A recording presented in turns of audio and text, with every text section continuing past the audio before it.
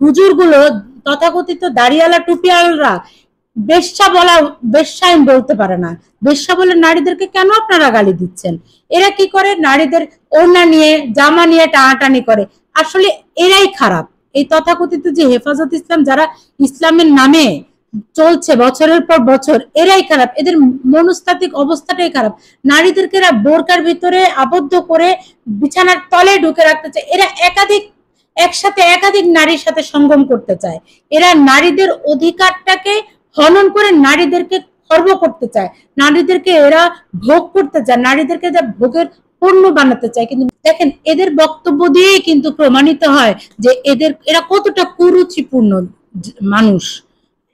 ওরা কেন এটা ভাবে যে পতিতালয় বন্ধ হয়ে গেলে সমাজে ধর্ষণের বেড়ে যাবে? এরা তো একটা নারীকে বোনের চোখে দেখবে, নারীকে মেয়ের চোখে দেখবে, নারীকে সম্মানের চোখে দেখবে। তা না করে নারীকে ধর্ষণ করার চিন্তা ভাবনা এরা কেন করে? নারীকে শিক্ষিত করতে হবে, নারীকে এগিয়ে দিতে হবে। দেখেন, শুধু কি নারীদেরকে ধর্ষণ করে? ইদানিং যুবকদের ভিতর একটা রোগ অনেক বেশি আমরা কিন্তু দেখতে পাই। সে রোগটা হচ্ছে অ্যানাল ওয়ার্ড। অ্যানাল ওয়ার্ড রোগটা বর্তমানে যুবক সমাজের অনেকে এই রোগ দ্বারা আক্রান্ত। এই রোগটা কি? এই রোগটা হচ্ছে তার পায়ুপথে এক ধরনের রোগ, যেটা পায়ুপথে ফুলকপির মতো হয়। এই রোগটা কখন হয় জানেন? যখন একাধিক পুরুষ সে সাথে ওই যুবকটা সঙ্গম করে, তখন কিন্তু এই রোগটা হয়। তাহলে চিন্তা করেন যে কতটা কুরুচিপূর্ণ মন মানসিকতা আমাদের দেশে এখন ছড়িয়ে পড়ছে। অনেক আগে একটা হুজুর বলতেন যে নারী তেঁতুল, তেঁতুল দেখলে মুখে যেমন লালা আসে, কেন নারীকে দেখলে তোমার মুখে লালা আসবে? তাহলে সমস্যা কি নারীর, না যার মুখে লালা আসে তার? সমস্যা এই পুরুষের, যারা আমাদেরকে বন্দি করে রাখতে চায়। জামাত ইসলামের যে বক্তব্য শুনলাম, তারা এই নারী কমিশনই চায় না। কেন তারা নারী কমিশন চাইবে? নারী তো তাদের জন্য ভোগের পণ্য। নারীকে তো সংস্কারের করতে চাচ্ছে তারাই। কিভাবে নারী সংস্কার করবে? নারীকে প্যাকেট করে অশিক্ষিত মূর্খ রেখে একাধিক বিয়ে করে, এটাই হলো তাদের কাছে ভালো। সংস্কার করা ভালো না বুঝে কোনো কিছু সংস্কার করা উচিত না। বাংলাদেশে তো পতিতালয় থাকা উচিত না।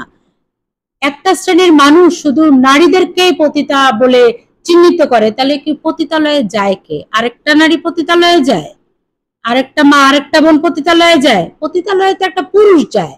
তাহলে পতিতালয়ের ভিতরে যারা খারাপ, যারা নারী, তাদেরকে পতিতা বলে তো পুরুষটাকে কি বলবো যে যায়?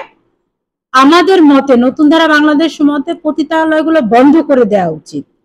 বন্ধ করে তাদেরকে কর্মসংস্থান করে দেওয়া উচিত। তাদেরকে তো শ্রমিক হিসেবে গণ্য করার কোনো দরকার নাই, পতিতালয়েরই দরকার নাই।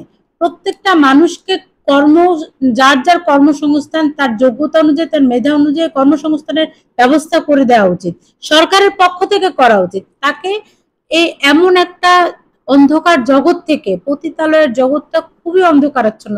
একটা নারী কখনোই চায় না এক রাতে বা দিনের পর দিন একাধিক পুরুষের বিছানায় যেতে। একটা নারী কোনোদিন চায় না। এই সকল নারী নীরবে নিভৃতে গুমড়ে কাঁদে। এরা লেখাপড়া পায় না, এদের যোগ্যতা নেই। এই নারীগুলোকে বের করে এনে তাদেরকে বিভিন্ন জায়গায় কর্মসংস্থানের ব্যবস্থা করে দেওয়া উচিত সরকারের উচিত, সমাজ কল্যাণ মন্ত্রণালয়ের উচিত নারীদেরকে ব্যবস্থা করে দেয় এবং তাদেরকে নিরাপদে রাখা। এদেরকে শ্রমিক হিসেবে এই আইন পাশ করার কোনো অর্থ নেই। পতিতালয় বন্ধ হয়ে যাক, এটাই আমরা চাই।